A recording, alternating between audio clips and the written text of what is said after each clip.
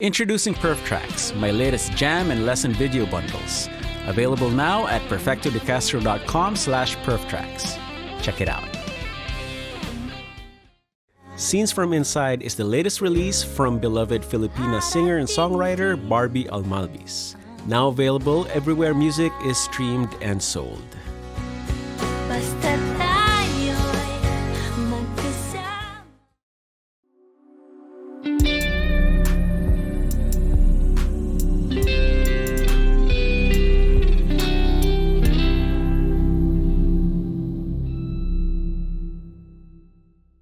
Hi there, Perf the Castro here, and welcome to my channel. I hope you're having a great day. In this PerfTalk, we have one of the most requested guests in the comments. And we were supposed to have this PerfTalk a while back, but I guess schedules got crazy and we just finally got together and managed to work out a time that works between us. But anyway, so one of the premier Filipina guitarists from the 90s until now, and everybody's favorite female lead guitarist and singer, songwriter, and what else can I call you? Anyway, everybody's favorite female guitar player, Barbie Almalbis. Hello, Barbs. Hello, Perf. Great to see you. Good to see you. Kumusta? We finally made it work. Yes. Yes. Okay, so I don't know if you've been following PerfTalk, but it's just me Yes, reconnecting. yes. Oh, good. So Yeah. it's just me reconnecting. You know me, I'm a with- gearhead. You know, how can I not miss, how can I miss PerfTalk? Awesome. Okay, so aside from the gear, we'll also talk about our process, our beginnings, just so that Yes. you know people get to know us a little bit better. Because Oh, I'd love that, yeah. yun, awesome. I'd love to share about our beginnings. I have some beginnings stories with you. Oh, awesome. Okay, so we first met sa Freedom Bar. Freedom Bar. Okay, am I gonna start there? Am I gonna start from where we first met? Well, actually, I wanted to start before. Okay, before. sige. Ikaw muna. Actually, I'm gonna ask you like how you got started. Where, how did you pick up the guitar, and how did you? All right. Yeah, and how did you Yes. get into music? Okay. Well, I grew up in a musical family. Back in Rojas City. So my lola, my lolo, they had a choir, a church choir. So they would play in church with their choir every Sunday. So during the week they would have practices, and then aside from that, all their children, like my mom and her siblings, all played instruments and sang and would jam at home. But this was in the 80s and early 90s. So wala talagang bands doon. Wala namang bars for people. They just did it in the house, and then performed in church. So they just loved music, but it wasn't a career really for anyone. It was just a thing that we did as a family. So parang that's where I picked up the love for music and learning to play instruments. Yun nga, my tita taught me chords sa piano, basic chords, ganon. And then when I was grade 5, my lola taught me my first few chords naman sa guitar. My lola and my mom. And then, ayun, I actually had a teacher for about a month, for like 1 month. And then after that, just learning from songs, from tapes, and ganun lang. But then I loved the guitar na from when I started, when I was grade 5, I played it every day, like, all the way through high school, started writing songs in high school. Oh wow! Do you remember what the first chord was? Oh yeah, Your very because first the first thing that my lola taught me was a mass song. So parang malungkot pa nga eh. Parang Lord have mercy. Di ba yung mass may mga iba-ibang mga yan. So parang A minor yun eh. Mercy, Lord have mercy, Lord have mercy on your people. Yeah. That was the first song she taught me. And then my lola also taught me this. Ayan. Oh yeah, Forbidden Games. Yan. Until now, hindi ko naaral yung part B because when I learned the part A, my fingers were not yet, ready for the B part kasi I never got to learn it like until now. All I know now is the part that my lolo taught me. Okay. Part A. I didn't even know it had anong name niya? Forbidden Games. Forbidden Games, yeah. Or, they all played it. Minsan romansa or Spanish romance. Ay, romance, that's what it is. Yeah. Mas ganun. I think that's a rite of passage sa Pilipinas. Like if you're to learn fingerstyle, that's like one of the very first things. Yes, yeah. Because you only need one finger on the left hand and everything else is Yes. the right hand. Introducing the Bad 94 Distortion, the Perf de Castro signature pedal. Now available to order from the following retailers: gcrockboard.com, guitarpusher.com, and from the official website, perfectodecastro.com. Links in the description. So, and then, how did you get into writing songs? So, I would see my mom and my grandfather like write songs. Oh, they wrote church, songs too. Okay. They wrote songs like, you know that there's a responsorial psalm in the mass, right? So then I guess one day they just decided that my mom's gonna sing the usually somebody goes up and reads and then people respond, right? But then one day they decided like, hey, why don't we make the responsorial psalm a musical one? So my mom had the task to write melodies for all the responsorial psalms throughout the year. So it became a thing for her. Like in her room, she would spend afternoons just writing different melodies for each psalm for Sunday. So I grew up seeing my mom doing that, like just writing songs, writing melodies. Did she have musical training? No. She learned na nga din by jamming with her brothers, jamming with her parents. Parang just taught within the family. Because I remember my mom went to elementary and high school in Bohol, yung school nila sa convent, and then they had real music lessons, like conservatory grade. Kasi sa Bohol, that's cool. I guess the nuns there were from Germany or something. Parang na may ganun. training, may musical training. So European based yung schooling nila. School, So she was able to play, Chopin, Rachmaninoff, and from school. that stuff. Yeah. Well, we definitely all had like, diba, music classes naman in school then. May konting theory, mga ganon, chords, mga ganon. Well, back then, like music classes were like real music classes. It's not just learning songs and then you sing it in mass and then that's it. We had to learn our do re mi and our chords and all that. So I saw them writing. So then when I got into high school, because it wasn't like, we played music in the house, but I didn't really discover music that I loved until high school. And that was like, the first tape I bought was Depeche Mode. And then after that was glam rock, like Guns N' Roses, the Bon Jovi, and Skid Row, and all White Lion, and all these bands. So that was really the first genre that I really loved. So and they were the bands that made me wanna, write my own song. So it was in high school that I started writing. And that was still in Rojas City? This was Iloilo na. High school, I was in Iloilo, which was still 2 hours. Well, I don't know how, mas mabilis na ngayon, but back then it was a 2-hour drive. And I'd go home on the weekends. I see. Okay. Iloilo, may bands na rin nun. Were you jamming with other people? No, because I was in high school. I lived in the dorm. We couldn't really go out, So I still played in church every Wednesday. There was mass, so I was the guitar player in church. But I did see a grand total of 1 concert while I was in high school in Iloilo.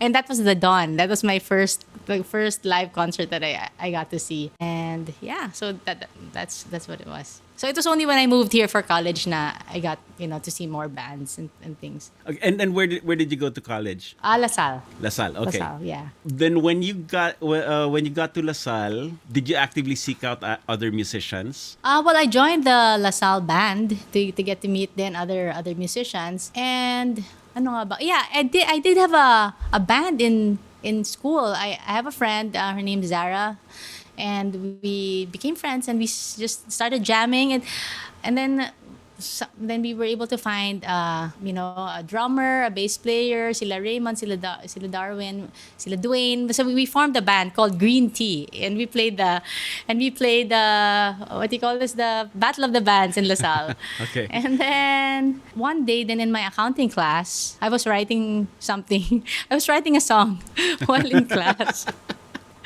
Writing, tapos napansin ng seatmate ko, tapos sinabi sa akin, ano yan, are you writing a song nga, ganun. So we started talking, and it turns out that he was a guitar player. So then, syempre wala pang smartphones dati, di ba? So meron tayong wallet na may accordion ng pictures, di ba? Ng natin, loved ones and ganyan. So nilabas niya yung wallet niya, sabi niya, ito yung picture ng gitara ko, gano'n. Sa wallet niya, gano'n. Okay.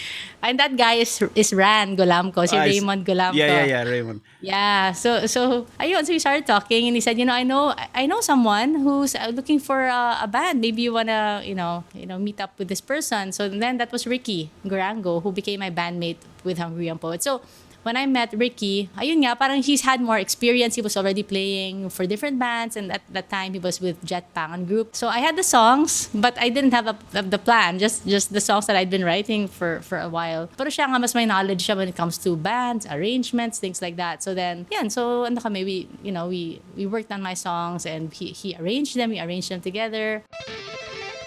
Musta mga kaibigan? Perf Castro to at welcome sa Bahay ni Pekto. Sana enjoy kayo dito sa episode ng PERFTalk.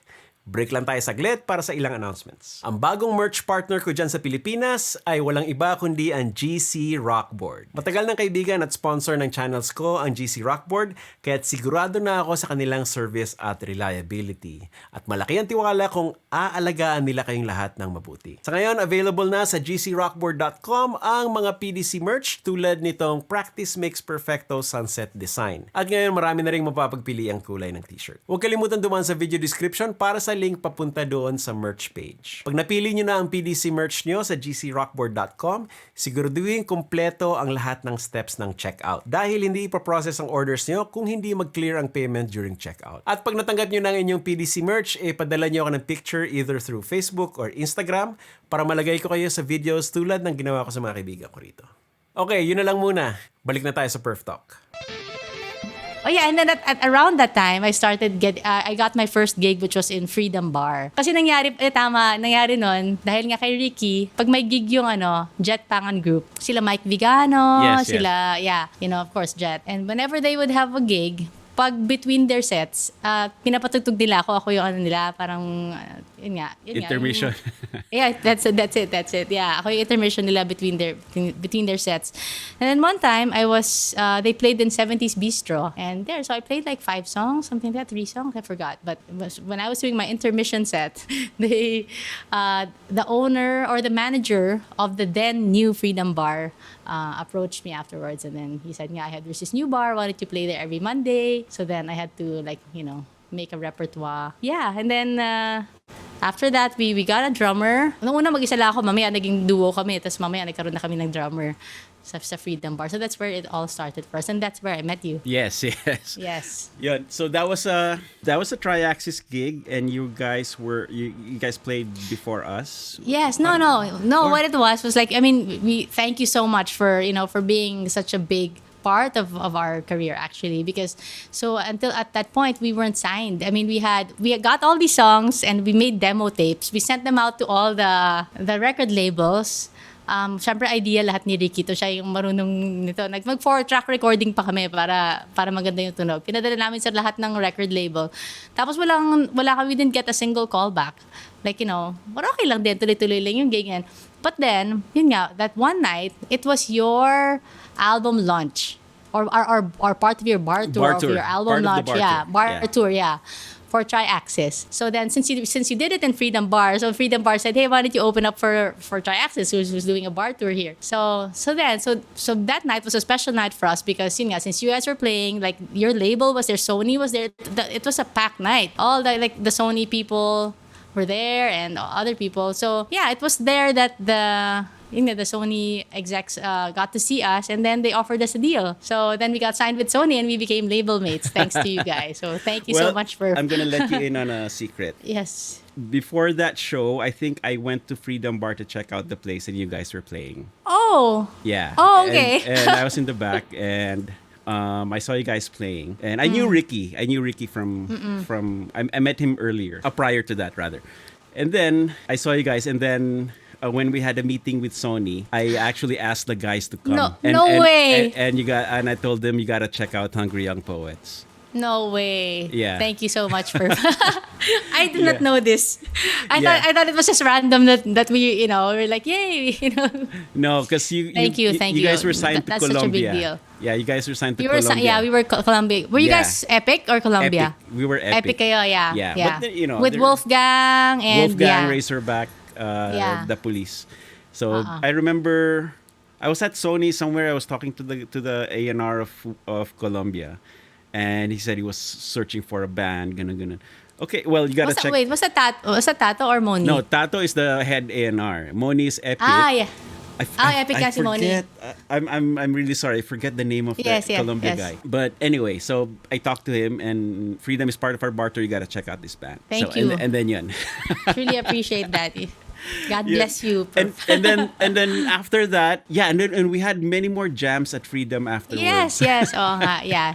Yeah, so it's- Nagkakilala na tayo. yeah. We were jamming. Ngayon, Hungry Young Boys was still a trio then, di ba? Yeah. I think it was always a trio. Yeah. Bro. Ran played guitar for you at one point. Oh, that's right. Oo nga, no. Diba? No, When you were signed. No, like Ran kasi was into other things. So he was just really jamming with us. But by the time we got signed, we were a trio na talaga. But he was our friend, like jam sometimes, ganon. Yeah, so that was part of the thing din. Kasi like Triaxis was a trio, and then there's another trio na Yeah. Oh, so wow. but it was an interesting bill for Yes. people. And then of course, towards the end of the night, halo-halo. Yeah. That was fun. When you're ready for new pedal day, use discount code GCPerf10 at gcrockboard.com to get 10% off your entire order. You can use the code multiple times and there is no expiration date. Enjoy. And then, aside from the stuff that you figured out on your own, did you take any other lessons? Aside from that 1 month? Or what did pag you sa do for guitar. research? What did you do for research? All right. Yan. Well, back then, pre-YouTube nga, di ba? Just listening to tapes and trying to copy them by ear. That's it. And then interviewing people like you, like my friends, like, how do you do this? Like, I don't know if you still remember, but I'd ask you for advice, like, how do I get better at guitar playing? And I remember the advice you gave me. So you told me like how to solo. You said na parang I have to get comfortable with the different parang chords. Parang think about it in a chordal way. Like, for example, like if this is A, this is also A. So then I can solo around those shapes of the chord. Something like that. Yeah, you taught me that. Ganun lang. Learning from people around me then. And I'm also blessed to have had like, been in bands with really great players then. So, lagi kong, tinatanong. Even now, like my brother-in-law, Karel, who's my bass player, I always take lessons from him. I always like ask him, how do you do this? How do you do, I always interview him like about, more theory or so it's helped me grow. Because that's great, because you've always been surrounded by like these awesome musicians, sila Romel, sila Wendell, sila Nino. yeah. That's great. And then for songwriting, where do you start? What do you start with? When I write, usually chords. Usually just a chord progression, and then after if I lock in a chord progression that I like, I just play it for like over and over, and then try to sing a melody on top of it. And usually parang gibberish yung muna, wala mo ng sense yung mga kinakanta kong words para lang umandar. And then later on, in-edit ko na lang yung first line kasi usually walang sense. But ganun lang. I just get the chords down and then sing over it until I like the melody, and then I continue. So usually sabay yung melody and the lyrics. The initial lyrics, tas i-edit ko na lang later on. And then how do you get into it? Kasi like some songwriters, they have their own process, like just for 1 hour, just randomly play stuff, and do you have your own like set process? I think it's just like that then. I just sit down and then jam, just play chords. I think it's a different time though when I'm like fiddling with my pedal board, or parang ibang part ng brain yung gumagana nun parang yun nga, you're fixing things, and then so I don't get to write when I do that. Like I will just like, especially if you play with your looper and then you just solo all night, like that. I don't come up with songs when I do that. So then usually the writing happens on my acoustic guitar. So wala akong distractions na gear ganon. So yeah, when I say when I decide okay, I'm gonna write a song, I usually sit down with just my acoustic guitar, and then when the song's done, saka na I can play with it na with my electric setup. Nasanay din ako na ganon, na mas acoustic talaga yung yung writing ever since. I see. Mm-hmm. Has it happened you find a patch that you like and then you write the song around that sound?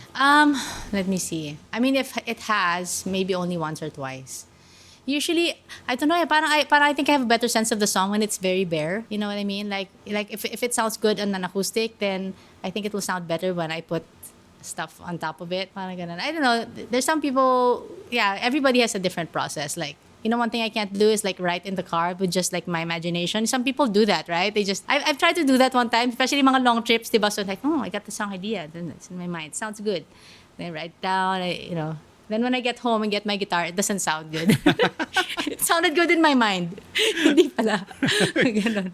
You know what I do for long trips? The savior has been GarageBand Oh, my, yeah. on my phone. Yes. Just Oo. fiddle with it. Like if I'm on long flights, that's how I write Yeah. most of my backing tracks. Parang, Nice. Yeah. Just get Spoiled the na talaga tayo ngayon eh, no? Yeah.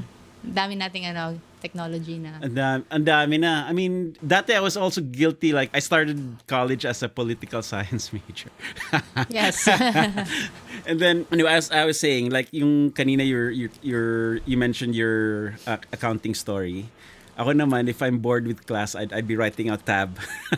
Wow. I'd be writing out licks on Grabe. tab. And I think I read in the Guitar World somewhere, si Richie Kotzen, he would take tab paper or music notation, go like this. Go, just that, then write notes and then Yeah. learn that. Parang, Wow. yeah. But then it's not really, usually it's not usually it's not Musical good. sounding, but it's a good exercise. It's a good exercise. If you're enjoying this video, please give it a thumbs up, hit that subscribe button, and ring that bell.